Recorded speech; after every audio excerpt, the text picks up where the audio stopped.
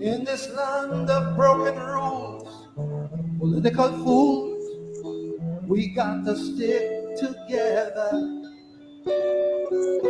In many ways, the people have always been ahead of their leaders. But we got to keep eagle eye in their foolishness if we gonna rise above. I don't care who says my cliche is tired, but what we need is love. Watch how we moving, watch how we grooving, see how we float in style. One nation under a groove, the Ganges has met the Nile. The hidden agendas. With Geico, we can easily bundle home and car insurance and save even more. Yeah, just like that breakfast burrito. There isn't too much hot sauce, is there? I have a sensitive palate. I actually like hot sauce. How about guacamole? I don't really know what we're talking about anymore. Burritos. Insurance. Get more with Geico. We have apprehended a dangerous experiment. He escaped. Tickets available now. You sure that's a dog? Yeah. Agent Cobra Bubbles, I need to find out what kind of threat we're dealing with. Of the mind benders, these people will always do their do. But when we get to that sweet place that we go in, them could come along too. Cause we moving with the power and the glory. See how we float in style. One nation, one groove, the Ganges has met tonight. There'll come a time when our children will ask us, big people, what did you do? And when we let the lyric fly, pray not to lie, the choice is up to you. Tell me why so many rivers of this world found their way into this land. The sweet answer lies in the very question. I hope you understand. Watch me. And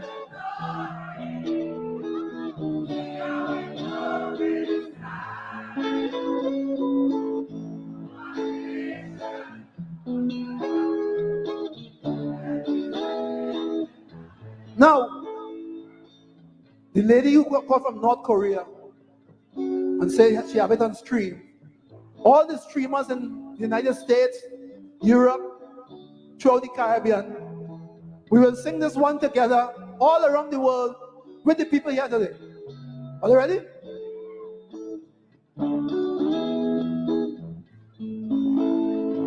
See how we moving.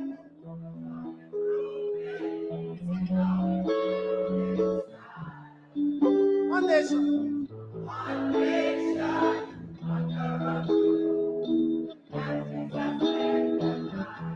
Hidden agendas. The hidden agenda of the mind benders. They will always do their due.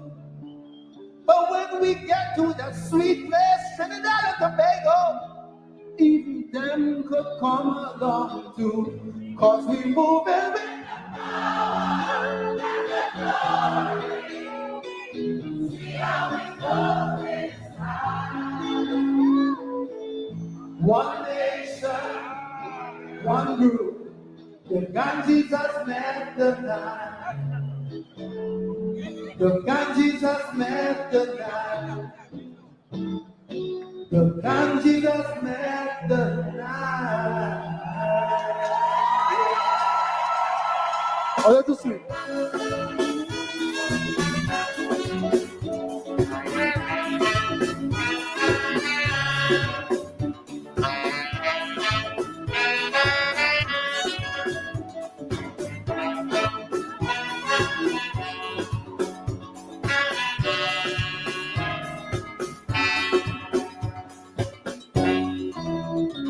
Many rivers flow to this naked eye, bringing fear and pain, but also a brand new style.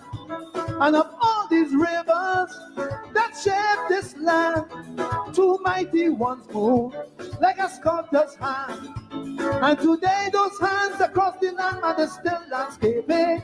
And there's no doubt we can work it out, there is no escaping. But as the rivers flow, there are those who will send this passage. So every common man got to understand up and send a message. I tell you, put up your hand if you understand. Now come, see how we move it, watch how we groove it, see how we flow this time. One lovely nation under a roof. Tell me. Them boys really hitting the agenda and the mind bender. They will always do their do. Various smart men and politicians, well, them could come along too. Cause we move it with a power and a glory. See how we move inside. If you urinate excessively, feel extreme fatigue, or have blurred vision due to diabetes, place this under your... One lovely nation under a groove. The country has met the night. Check it out.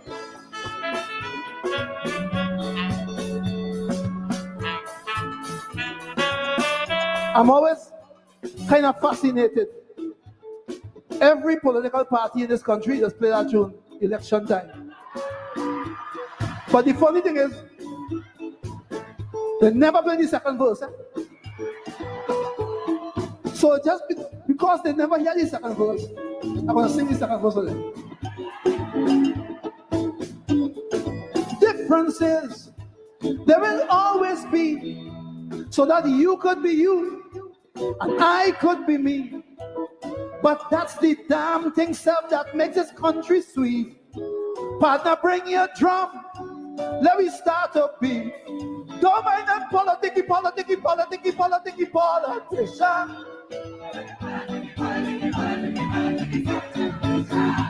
We don't jamming on them because we know the story.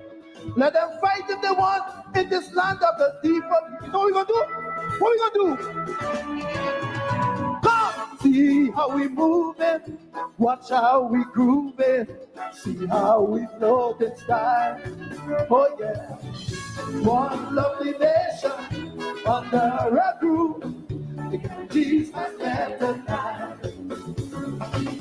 Them boys with the hidden agenda and the mind bender, they will always do their do. Now we holding hands, now that we holding hands, coming to the promised land.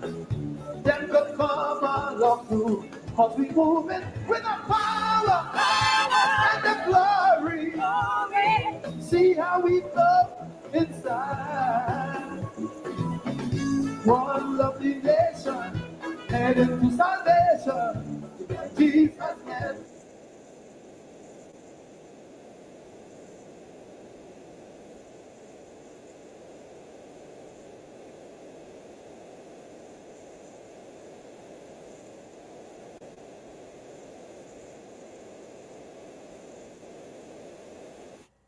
We move in with the power and the glory.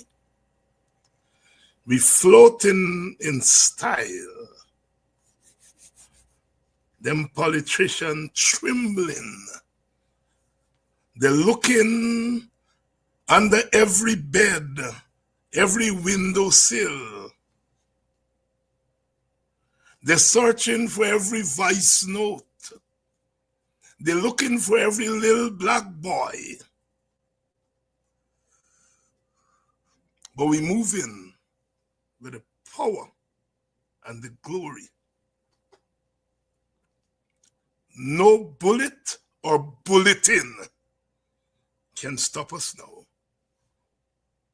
We are ready. We've been ready. We move in with the power and the glory. Good evening to all of you and welcome to today's edition of Politics 101. It's Wednesday evening. Brother Tacuma Ogunseye is here with us this evening, and we have lots to talk. We come on here tonight, of course, the lawyers for Adriana's family, Dr. Dexter Todd, Brother A.U.C. Anderson. They met this morning with the Commissioner of Police and high-ranking members of the police force. And according to the lawyers, the Commissioner of Police say he don't know nothing. He has not been briefed. The crime chief was not at the meeting, so he had something more important to look after.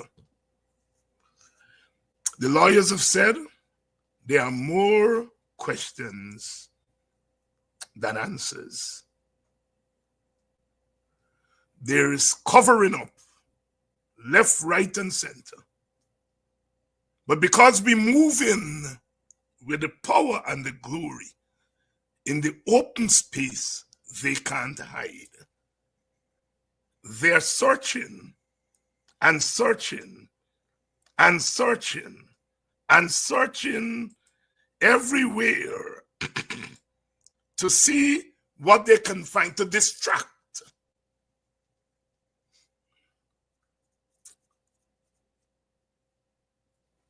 But I can't hide.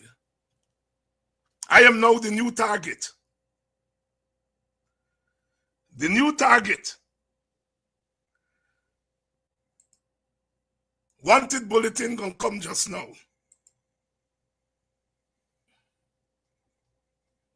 The new target. Good evening to you all. Please share the link. Let everyone know that we are here. Listen to these people, but I suppose as Attorney General, people send me clips with all these lunatics shouting and screaming at the top of their voices. Someone sent me a clip where this Arizona man, he is calling for thousands of persons like this nurse assistant to come out and spread the type of rumor that she's spreading.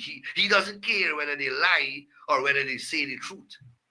This man is responsible largely for many of the people in the lockups, you know. He is singularly responsible for them. He is encouraging them to do these things, and we'll have to look at him differently. The state, the authorized state agencies will have to review what he's saying. But the point I want to tell Guyanese is that he lives in the comfort of the United States, you know. He doesn't live here.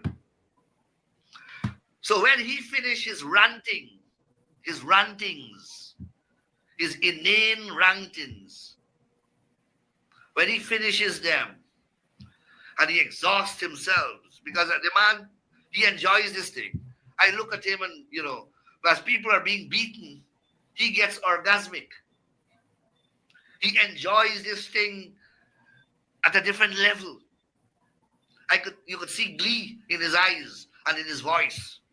He gets totally excited, an excitement of a different type when these things happen. When he finishes, he gone to sleep. He goes to work next day, wherever he works, and he comes back. He's totally unaffected by what goes on here. On the other hand, the people who he's preaching to got to go to jail. They got to deal with all the problems that he's encouraging them to do, while he continues his life in the United States. He breaks for an hour. He does whatever he does on the Facebook there, excites himself all over again, and then he gone to sleep again, and those who are listening to him are left in turmoil. They are in the jail, they are in the lockup, their parents in problems, and so on.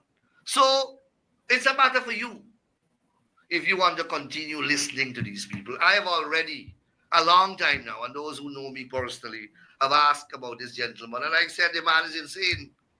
The man is mad. There's no doubt in my mind about that. So I have finished the hour and my operator is sick. Brother Tacuma Ogunseye. Good evening to you. Good evening, Dr. Hines, and good evening to your viewers. It's a long time I haven't been on your program with technical problems and so, but it's good to be here tonight.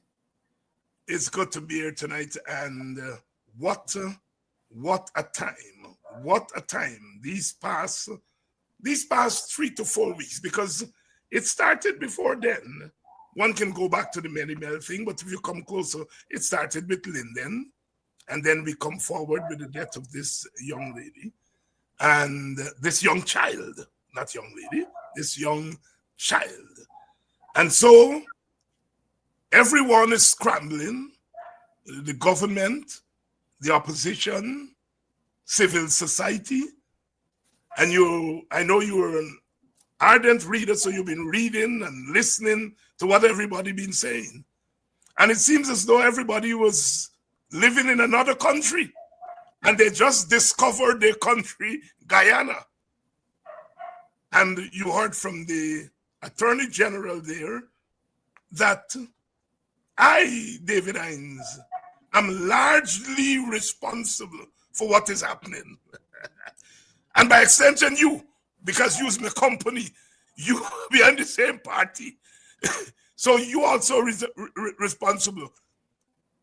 It seems to me that the Attorney General has awarded the upcoming election to the WPA. Because if the WPA is responsible for all this thing that's going on, it can't be a 5-man party, a 3-man party. This has to be a powerful party. I know, I'm surprised. I didn't know if you heard the Attorney General before you came on, or you're now hearing him. But let's start off by putting first in perspective Mr. Nandalal. Okay, because you want me to start with Mr. Nandalal, I will just ask to let me to start how I intended to start. Okay, go ahead. Because I did saw the video, Comrades draw it to my attention, and it's the first time I've ever been looking at the Nandalal video, and I know we have to deal with that. But I want to say many persons was asking me, Ogunseye, you're quiet on this matter, you don't say nothing. And I want to say to persons that I was engaged in profound reflection on what took place. And secondly, I'm a young, my family come from the I'm still from my father's side, young, and Adriana name, young is spelled similar to our name. And as most humans would do is to pick up the phone and check with your family whether this is one of our people, blood family, that get murdered. But I resist that human reaction because I wanted whatever I'm going to say when I speak on this matter not to be influenced in any way by any blood connection. I was quite satisfied that the sister, the child, was part of the African family, part of the Guyanese family, and part of the human family. And that is good for me. And I was comfortable to intervene based upon that, not blood connections. And finally, I have told myself that I would not speak on this matter until the child was laid to rest. And I was anticipating that the funeral would have took place as planned, but things went in a different way. And I think it was time for me to break my silence. Now let me go to the Nandalal business. But before I say anything about Nandalal, the intention was to join you and to say on the behalf of the WPA co-leadership structure and on the behalf of the WPA executive, we stand with you 100%. And we are satisfied that you handle this matter properly, maintaining the highest standards of WPA revolutionary culture. And if you get in orgasms, we get in orgasms too. So Nandalal must know that he dealing simply with David Hines. He dealing with the WPA. And before I deal with Nandalal properly, I also came to say that came here tonight to celebrate the historic action of our African people when they rise up 2 Mondays ago and seized, as you correctly say, seized the country on the PPP for a night. I'm here to celebrate that. And I choose my word carefully, celebrate. Because where they are seeing terror, I am seeing freedom. I am seeing resistance. And those young people have stand and lift the flag of African dignity and African humanity to a level unprecedented in recent times in Guyana. We have to define this narrative, not the oppressor. This is our people rising up, not the oppressor. So we got to define the narrative. And I want to make one more point before we go back to Nandalal. Now, there's two phases of this matter. The Tushan phase, and the Tushan phase had more a semblance of riotous action than anything that happened Monday night. But the Tushan phase and what took place there had Indian involvement, and Tushan is a PPP stronghold. And the man at the hotel owner is a PPP enforcing the area. And the people of Tushan make a judgment. They try the case and they execute the warrant and they execute the penalty. I don't have to agree. But what I'm trying to point out, the police was out there, no shooting, fire and looting, burning, but Indians were involved. And the PPP racist apartheid regime didn't want the police to shoot because the possibility of Indians getting shot by the PPP government in an election year is too scandalous for them. Racist and apartheid behavior. No shooting there. Where the first shooting in this matter happened? At the Georgetown Hospital. A peaceful crowd, keeping their noise. The police turn up, shoot at people because 95% of those crowds were Africans. Shoot at us. African life doesn't matter. Apartheid behavior. Well, let me deal with Nandalal. No. Before you go to Nandalal, I want you to spend some time. I'm going to get back there. Oh, you go. All right. Nandalal very quickly. All right. You know, I listened to Nandalal very carefully. It's the first time I took time to listen to Nandalal program. And I listened to him very carefully.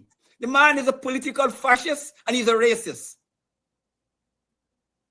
I'm convinced, I'm in politics long enough to know fascist behavior and racist behavior. The man is a pathetic liar. On all the accounts that he's trying to use to justify, he amplifies. He twists the evidence. He engaged in behavior that is not consistent with the legal profession. The man is a criminal. And then I understand, when I look at Nandalal, I really understand that Jagdeo and all the madness got sense. That's why Jagdeo overstepped people being president. Jagdeo know that the worst thing will happen to PPP and Guyana if Nandalal ever get power in this country. And while I got a lot of problems with Jagdeo got some level of political sense and sanity. He knows a fascist. He knows a man who will use his legal or skills to imprison the PPP and take away the power and do destruction to the country. And Jagdeo know with Nandalal the PPP power will disappear. So that's what I want to say about Nandalal. So I want him to understand one more thing. He seems to be trying to play this legal thing, but he's dealing with Africans and law. When the white people were enslaving we, the law, the books, say we must be slaves. So not because something upon the law means it is just and moral. You government use your majority to put a heinous legislation in place. And because they put the law books, we and the whole country must accept it. In South Africa, upon the law books, apartheid was legal. When they enslave, when they indenture your ancestors and bring them here, they had laws upon the book to keep you upon the estate. Were those laws legal? It was legal, yes, but was it just? So not because laws are on the law book means it is just. You got to look and see how the law came on the law books. What is the purpose of the law? What is the spirit of the law? And then you got to look at those who are interpreting and how they're using the law. And as I show you how the apartheid behavior. So London, I don't believe you're fooling with black people, African people. They have had central reasons of dealing with this matter of law and what happened in the law books. When the white man be busting African and Indian ass in the colonial days, the cat line tail in the Georgetown and the Barbies prison, busting up their back. It's up on the book, but it then to white people. So don't tell me because something's up on the book, everybody got to respect it, and it's the end all of human civilization and behavior. Oppressive laws are always on the book because our society have always had to struggle with oppression. So that is my position on Nandalal. You will rest with the law books. Let me press you because it's very instructive that he said that. Well, he said me, but I of course he's talking about the WPA is largely responsible for what's happening in the country. Now, on the one hand, they deride the WPA. WPA is this, WPA is that, WPA don't exist, WPA. But all of a sudden, David Hines and the WPA are the most powerful organization in the country. They're preaching to people and people are listening to them and acting. Talk to us. There is something there that is schizophrenic, but in every little schizophrenia and madness, there is some sense. Talk to us, Ogun. Yeah. You see, the PPP and the Indian rights activists, under the influence of the PPP, Ravi Dev and all of them, Kissoon, Freddie Kissoon, all of them, they joined the PPP banner to denounce the WPA as being politically irrelevant, forgetting that is the WPA that helped to bring down the boredom government and create, the possibility for them to come to power in 92. They forget it was the WPA make peace with the Carbon, PNC, formed the APMU, and helped to throw the PP out of power. WPA. Of course, at the end of the day, the WPA wasn't treating well, but there's the WPA. And they know that despite what the propaganda line that they're carrying, they know that there's one party in this country. When it comes to the question of the real problems that facing this country and in terms of unity, multiracial unity, political unity, class unity, corruption, and all these matters, the WPA, okay, will stand tall above the rest. And they know when it comes to advocacy, and when it comes to making sacrifices on the behalf of the people and the country, they know that the WPA will stand tall among the rest. So they always knew of the potential strength and power of the WPA. But because the nature of the politics is one that people vote in a certain way into race, and so the WPA electorally have been stifled. But politically, the WPA have always had tremendous much more influence and power than its electoral strength, and they understood that. So they were just playing the propaganda, card, because it is easy to convince people by saying the WPA doesn't exist. The WPA is insignificant. Nobody don't listen to WPA. Nobody don't listen to David Hines. Nobody don't listen to Tacuma Ogunseye. But all of a sudden, David Hines and WPA is the nightmare. We become their political nightmare. And all of a sudden, we control thousands of people. But he's right. You see, Nandalal is right. We control thousands of people, and thousands of people listen to us and listen to you every night, both at home and in the diaspora. And they know it.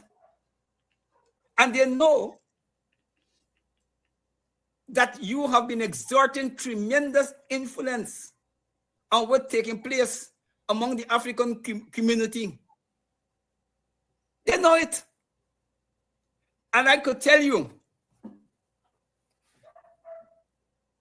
even before the PPP come to power back, when the Indian rights activists and the PPP invoked this bogeyman that all African protests is lead to the attacks on Indians, and African protests is all being directed to attack on Indian interests.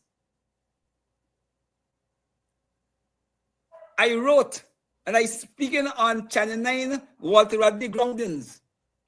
I've made the argument that, look, I disagree with the analysis, but I'm not prepared to fight it, because there's some battles you can't win in this multi-ethnic society and in this politically polarized society.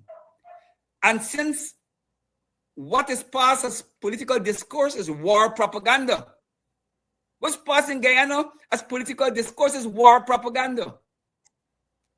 I said that the objective of them is to tie the African community hand, to take away from us an important instrument which historically we used to free ourselves from slavery. We used to move the country forward during the entire colonial period. That is struggle. Come to the streets, make the political point, press with demands. They want to take the way. And every oppressive rulers, they could go as far into human history as you want to go. When they engage in conquest and domination of an ethnic group or another nationality, some of the first things that they do is take away your gods, take away all your cultural image of resistance, and then they destroy your institution, disconnect you, and then they crush you. And that is exactly what the PPP approach and the advice they're getting from from whatever sources they're getting it to deal with the African people.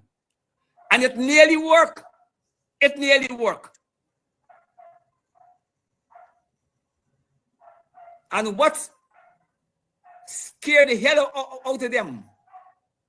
Because I was arguing that we could have, because protests is to make a political point.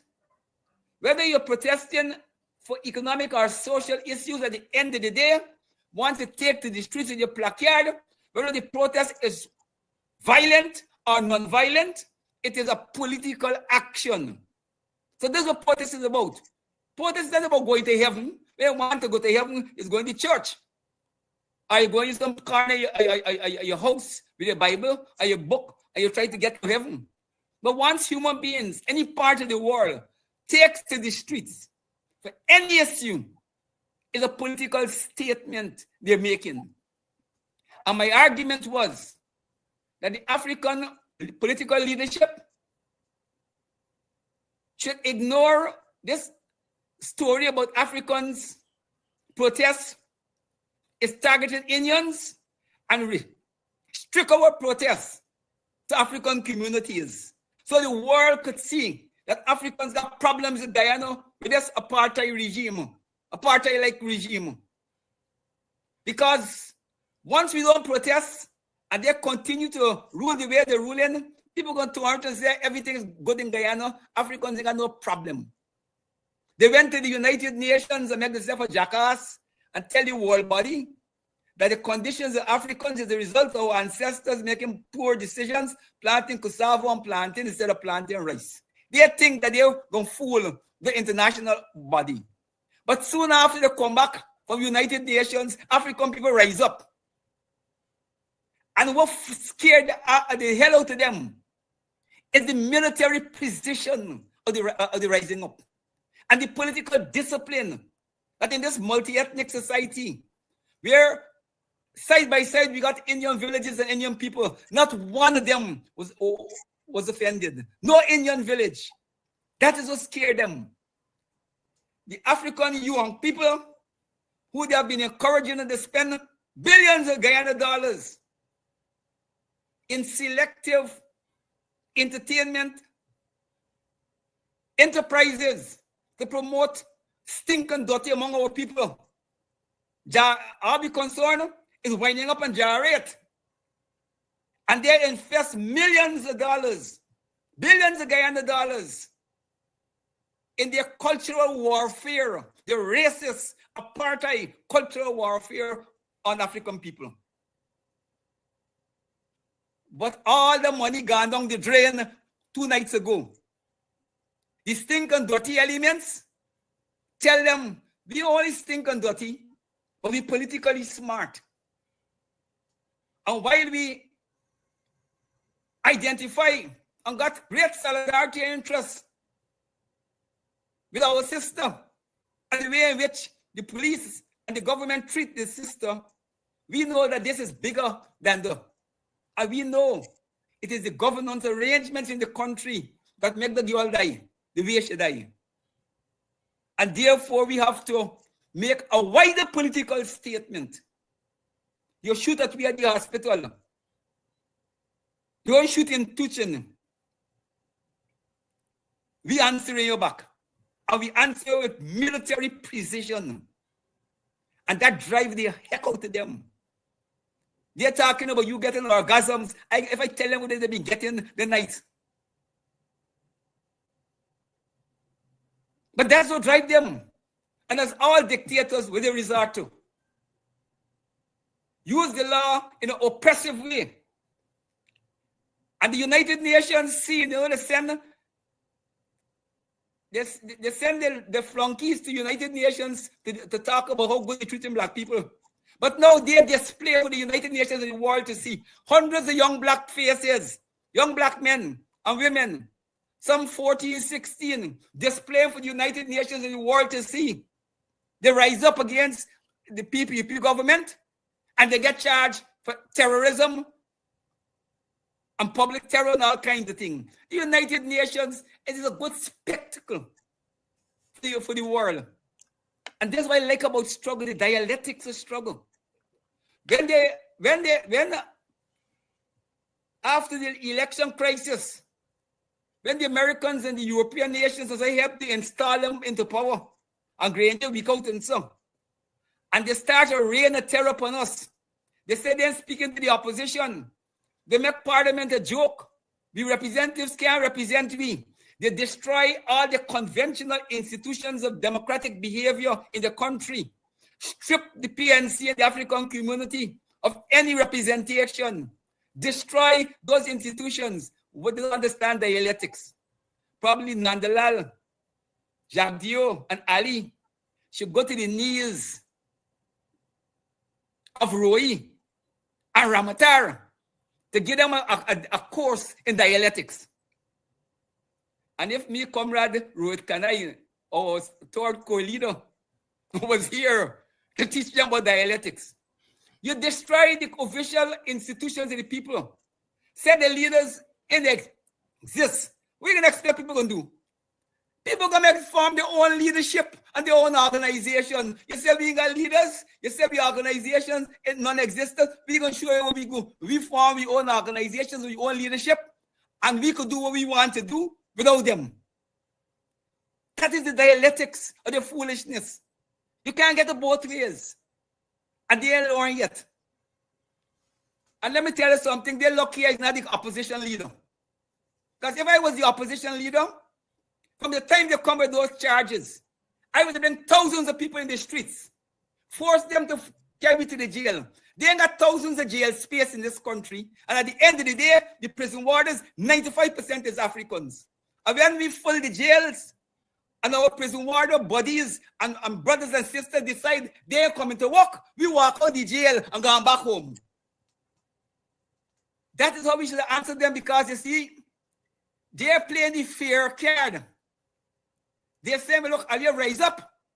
We're going to treat them with a reign of terror. The only thing to do it again. But two things they forget. A lot of the elements that they're throwing in jail are accustomed to being in jail, because the society have got some of them in jail from teens, and jail is nothing new to them.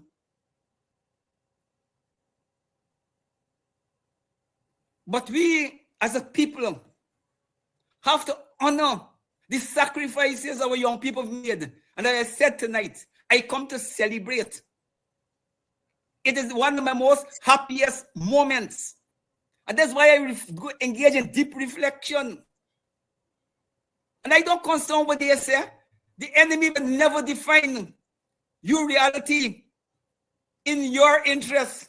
They always define the reality in their own interest. So we're never going to have a meetings of mind with the oppressed and the oppressor. So I wanted to be crystally clear.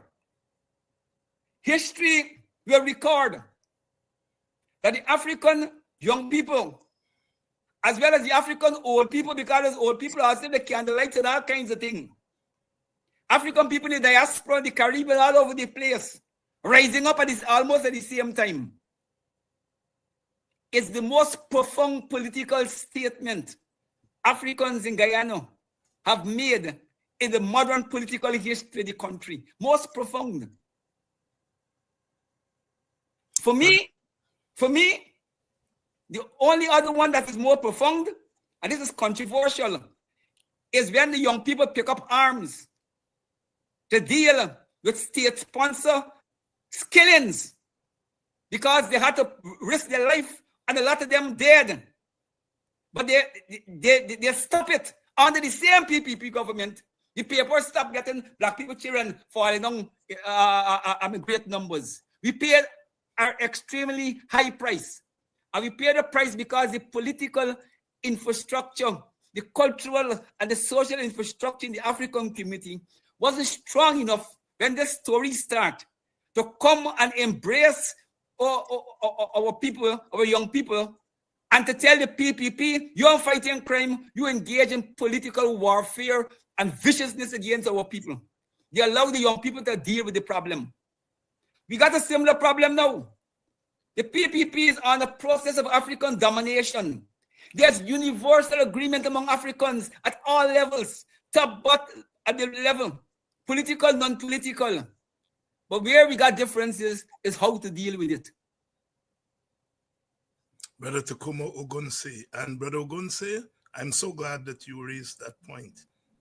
It's partly personal for me and partly political.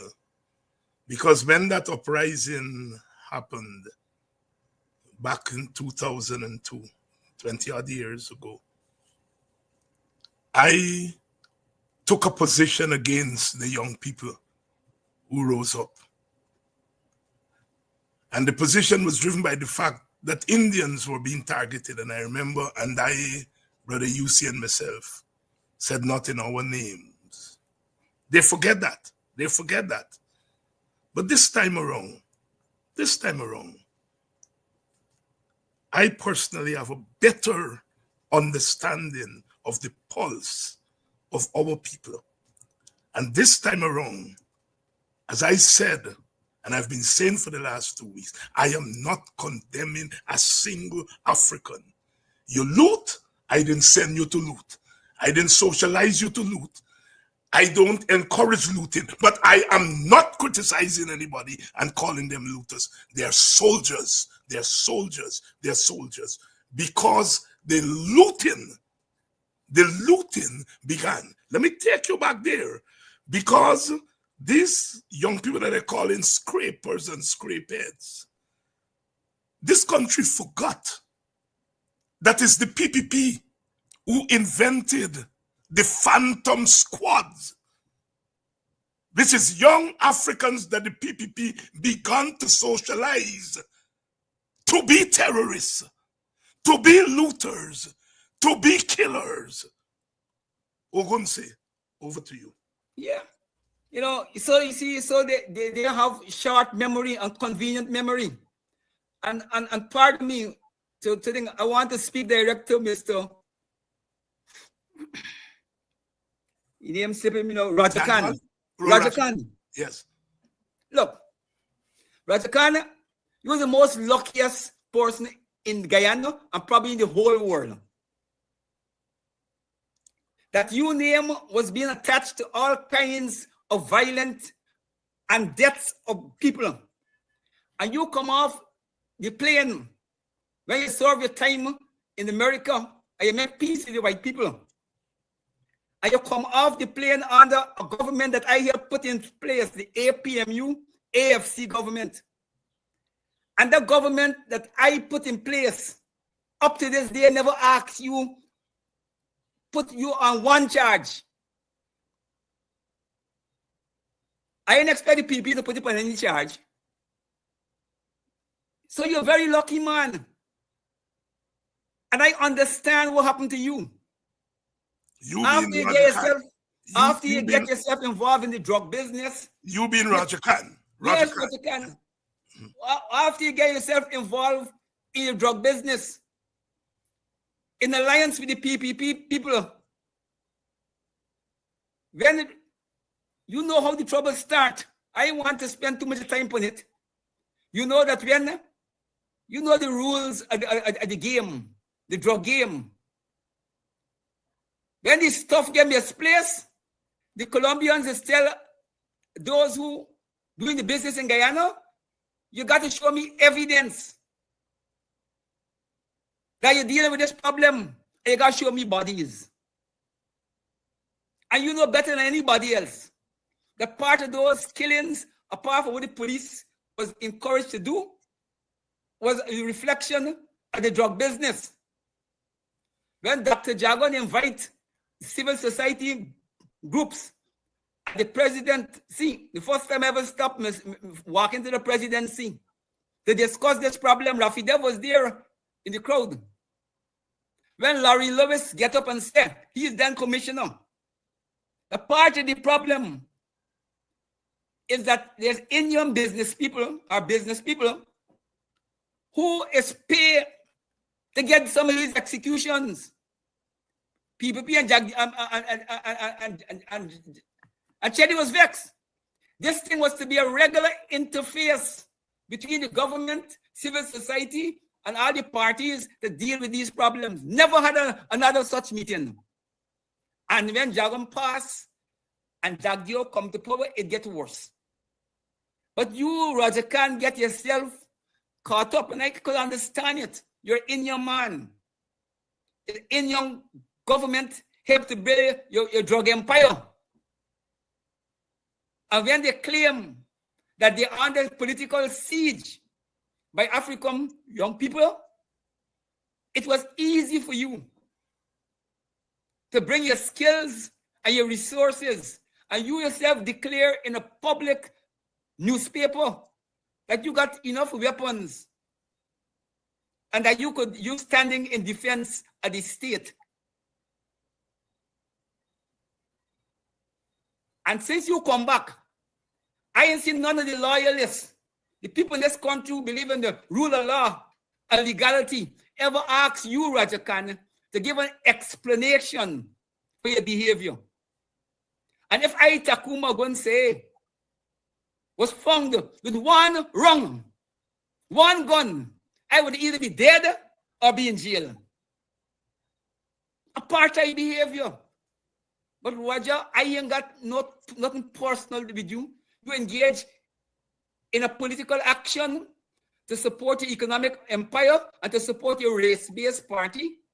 And all the Indian, I never hear Indian people condemn you. But I know all the so-called resistance fighters who are dead, they're in jail, and who they're in jail out of the country, and who out of the country they are still on the ground hiding. But you walk in the road. So you're a lucky man. And you make peace with white people. You're yet to make peace with black people. And you got to make peace with your God. So you got time. You got time. So let me go back to this story. Tacuma Ogunseye here tonight. Welcome those of you who are joining us a little bit late. Welcome to this evening's edition of Politics 101. We are continuing. We're going to take a short break for those of you who are coming in late and to bring you up to date with what's the latest coming out from the PPP and Nandalal, so that you all can know how we moving.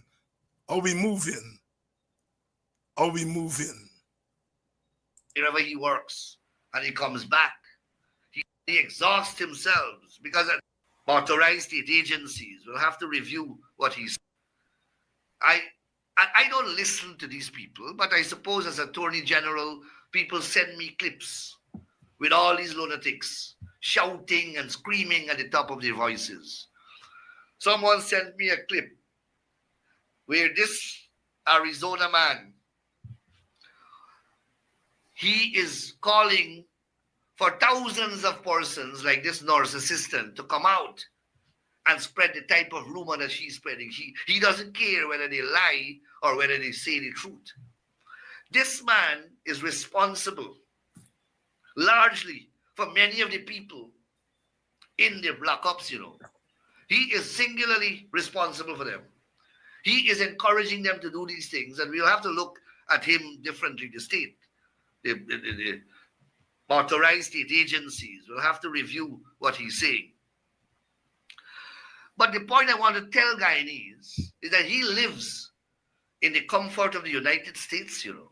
He doesn't live here. So when he finishes ranting, his rantings, his inane rantings, when he finishes them and he exhausts himself, because the man, he enjoys this thing. I look at him and, you know, as people are being beaten, he gets orgasmic. He enjoys this thing at a different level. You could see glee in his eyes and in his voice. He gets totally excited, an excitement of a different type when these things happen. When he finishes, he gone to sleep. He goes to work next day, wherever he works, and he comes back. He's totally unaffected by what goes on here. On the other hand, the people who he's preaching to got to go to jail. They got to deal with all the problems that he's encouraging them to do, while he continues his life in the United States. He breaks for an hour. He does whatever he does on the Facebook there, excites himself all over again, and then he gone to sleep again, and those who are listening to him are left in turmoil. They are in the jail, they're in the lockups, their parents in problems, and so on. So it's a matter for you if you want to continue listening to these people. I have already, a long time now, and those who know me personally, have asked about this gentleman, and I said the man is insane. The man is mad. There's no doubt in my mind about that. So that's Mr. Nandalal. And I'm going to deal with Nandalal. I'm going to deal with him. I'm going to deal with Nandalal. I want to say one thing tonight. When he was rigging elections and he see up on the East Coast, he approached the same madman and begged the madman for make peace. To make peace. No, but there's a contradiction with these elements. Yes. But Ogunseye, I want to tell him that he won't charge a little girl for voice note. But he forgot that we get a long voice note in which he committed some crimes. And that voice note is still there, the chattery voice note. Yeah. He forget that. I also want to tell Nandalal that in all my long years of political activism, I have never been accused of assassinating anybody, me and my driver. Nandalal, I'm going to deal with you. You. I want to say tonight that you all think you all can talk anyhow to black people in Guyana. But I stood up to black leaders when they were behaving bad. And no two-bit Indian dictator will shut me up. I live in comfort. I come into Guyana. And I will call you and tell you when I come into Guyana, make me a martyr. Make me a martyr. That's enough for tonight, because Nami night is Ogun night. I will deal with you. You are past black people. Not me, because I can deal with you. But you are past black people. You are chattery. And you're chattery for black men who are untouchables and Dalits. So you hear what I say? They're in jail. Jail is a black man. I hope when your turn comes to go to jail, you will man up and go to jail. I wouldn't be the Attorney General. I wouldn't be the Attorney General, but I wouldn't beg for you. You're a coward. You're a coward that you feel that the way to conquer black people is to throw their children in jail. And you get Africans to call for peace. This African will not call for no peace. Put that in your pipe and smoke it, and you can bring all your terrorist laws. I am coming to Guyana because that's where me born, and I am not running from there. I come there every year 2-3 times. And I come in there in a couple of weeks, and I will call you and tell you I will be in Guyana and make my day. Make me a martyr. I am ready. I am ready. If you all think that a couple of voice notes and so on frightening you all, but Ogunseye, you heard him. Yeah. He said, well, people are being beaten. Although nobody was beaten, no Indian was beaten. No Indian was beaten. No Indian was beaten. He engaged in racial breaking the very law. Yes. Yes. You know, that, and that's what he's doing. But he could do it because he's part of the rulers. Yeah. So he could engage in racial excitement and threats and bullyism and intimidation and his legal and lawful behavior. We stood up to black bullies. Yeah. We stood up to black bullies. And we are not going to back down from Indian bullies. Put that in your pipe and smoke it, because that's what you are. You're a nasty Indian bully and a fascist, as Ogunseye. And nothing like you will get me to shut up. And when I raise my voice, as you said, they got tens of thousands of Africans who will raise their voices too. And that is the way it's going to be. You all believe that we are softies. You can kick me.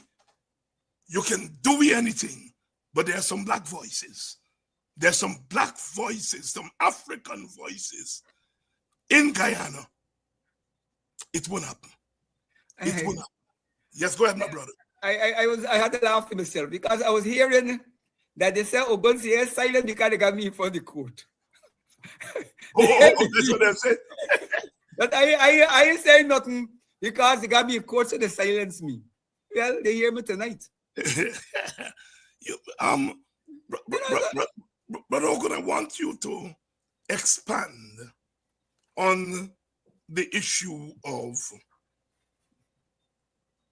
the non-attack on Indians, the non-attack on Indian businesses, on Indian villages, and that it sent shockwaves down their spines because they were waiting to orgasm, as he say, when black people beat up Indian people on the road.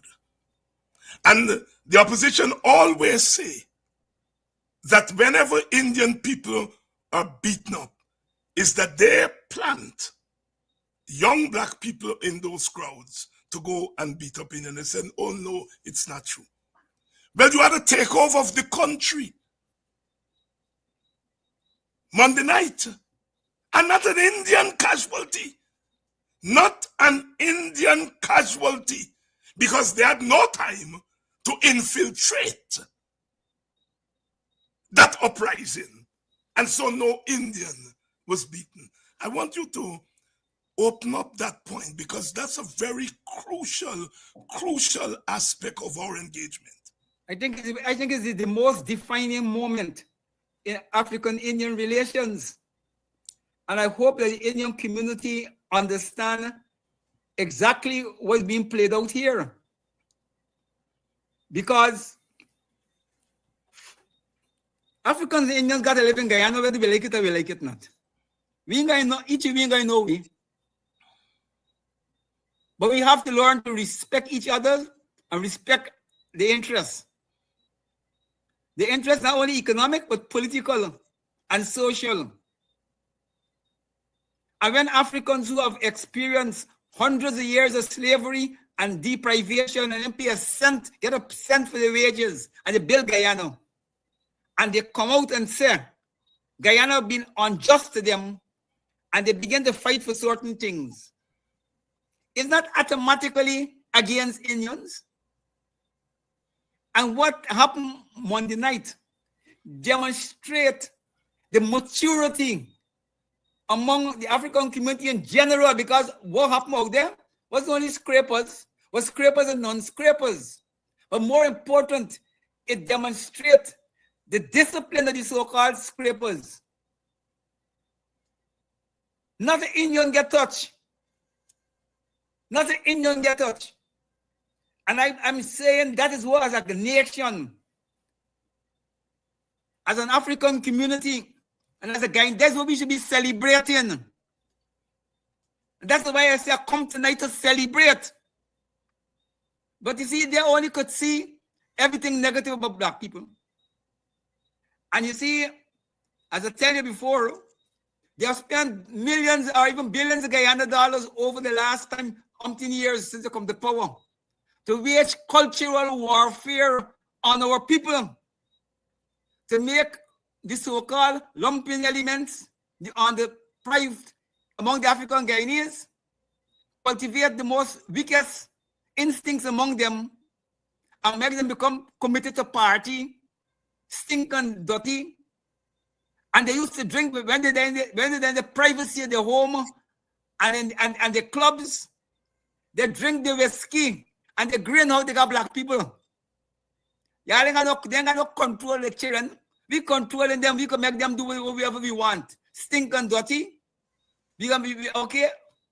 And then for the elections, they've been planning to bring in all kinds of high-paid artists to promote their stinking dirty among African youth and to make sure that they got no interest in the elections, all of the gone.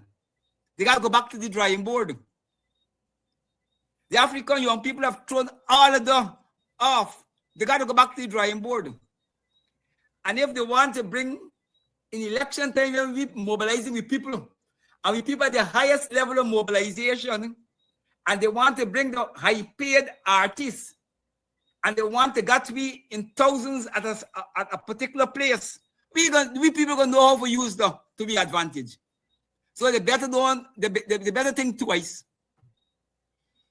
There is no going back on this struggle. Whether the political parties like it or not, there's no going back. The lines have been crossed. We have crossed that line. And the African people smell freedom. They smell liberation. And I want to say something about what influence this thing so-called stinking dirty, and all the African people went outside there. I listen to them, you know. I listen to them because I was part of them as a jail man. I spent those 3 years sentence. I sleep in all the lockups in this cross, the Georgetown and the coast. So I know I'm a jail man. I use a jail man too. And then people should tell them about jail. Then people should tell them about jail. So I know in Ajagdeo and in Nandalai, I see a stinking dirty, a political stinking dirty. So I know where I belong. But as I'm telling you, I listen to them because they stop me on the road. I know they've been saying for a number of weeks, they've been saying the PPP robbed them. The PPP, Clive Thomas and the WPS, they must get $1 million Guyana annually, and the PPP only get them 100,000, and they owe them $900,000, and they want their money. And that was a bigger part of what you see behaving there, you know. And all them African old people who come out with, and they don't come out with the candlelight, they come out in part for the sister, but they also coming out because they feel in this island, petrol state, they're being robbed. And they want the money that WP and Clive Thomas said they're due to them. So all of this is part of this equation. You see, when you try to understand social process, I mean, a lot of it had to do. The catalyst was the system.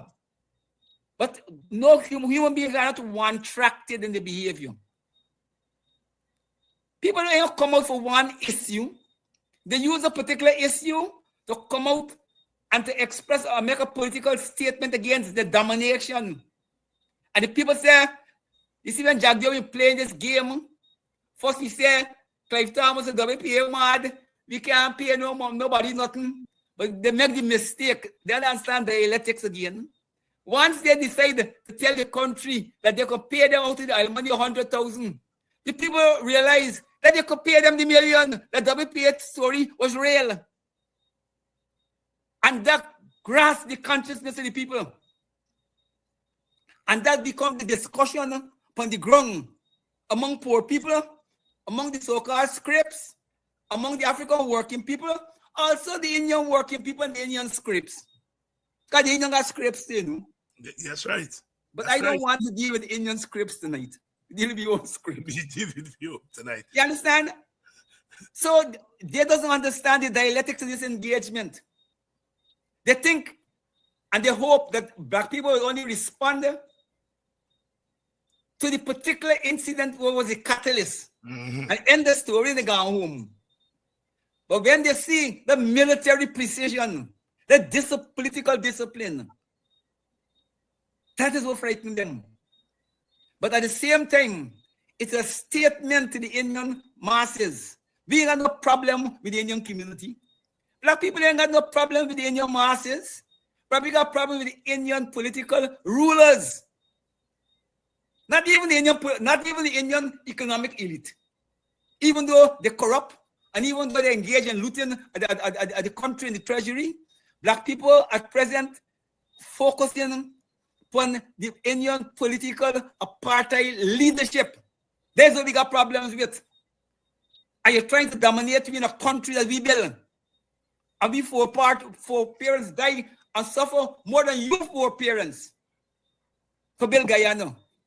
Are you turning to the children of coffee in Accra and tell we, in this country, with all of the oil money you got, one of the fastest growing economy is in the world. We must live in poverty until you, Jagdio, Ali, and Nandalar feel time is right to give you some pittance. No! We're stopping it, and we're stopping it this year. We're stopping it, and we're stopping it this year. As they say in the communities, put that in your pipe and smoke it. Brother Tacuma Ogunseye here tonight, breaking the silence and speaking out, speaking up on what is going on in our country. And as Brother Tacuma said, it is time to celebrate. Not to celebrate mayhem, not to celebrate riots, because there was no riot, there was no mayhem, but to celebrate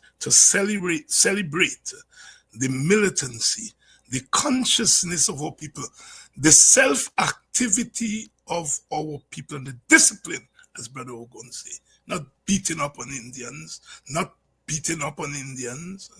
but beating up on the system, Babylon system, beating up on Babylon system, and took that country for a night and showed the rulers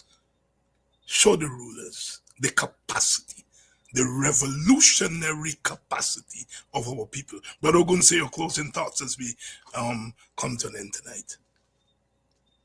I want to say, well, any objective analysis of the handling of this problem, the WPA has emerged as the only political party that showed the maturity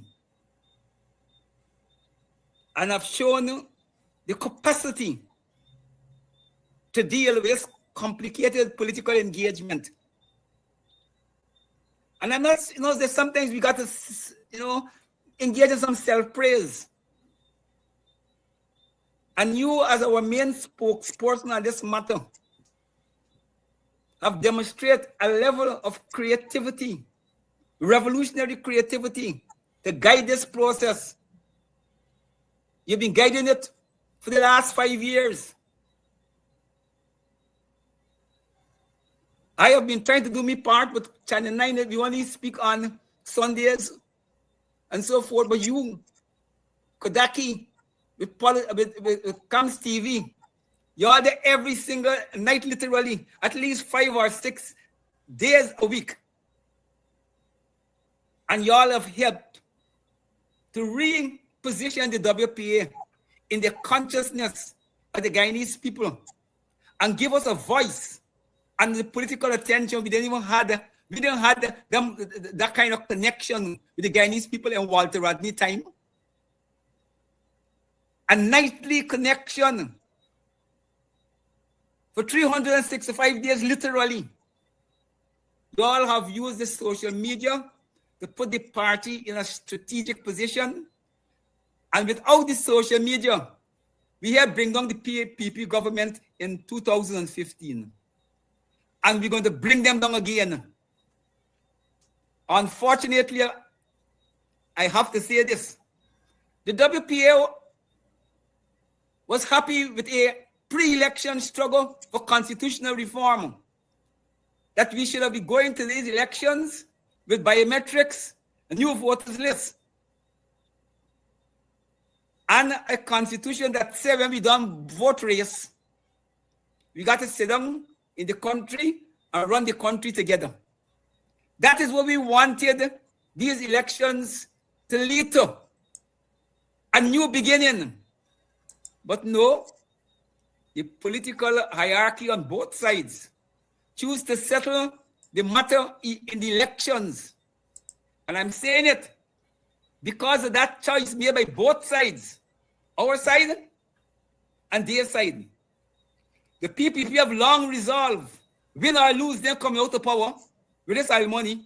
They resolved with the Americans, they say the Americans, but they side with Trump and so. They feel that they could hold on to power regardless of what the election said. They are coming out of power. And I'm telling you, on our side, I'm telling the leaders, you can't accept defeat in these elections because the people ain't going to accept defeat. So we got a zero-sum game in these elections, unfortunately. That all the scores is set to be settled in these elections. Unfortunately, where we should be fighting these elections on the new constitution on power sharing and prepare ourselves to face Venezuela. We choose to engage in a zero-sum game. And in this zero-sum game, we in the WPA and Tacuma Ogunseye is committed to see a white coalition of forces. And if we don't have a white coalition of forces, and if it's we and the PNC alone got to go forward, we committed to bring this PPP government down. We committed. So there's no game playing here. Let them know they're up against it. The WPA will be entering these elections regardless of what we think about what should come first. And we can use all of the skills and the capacity to bring the PPP government down. That's my closing remarks. That is our tribute and our highest commitment to our sister, Adriana Young. We're going to liberate ourselves and liberate the country in your name. And when we do that, we got a special celebration and award in your name. Well said. Well said. Brother Tacuma Ogunseye, co-leader of the Working People's Alliance, revolutionary of the highest order, speaking out tonight and speaking up and sounding the bell of justice, sounding the bell of resistance, sounding the bell of freedom. It's the only way we know it. Thank you very much, my brother. Thank you.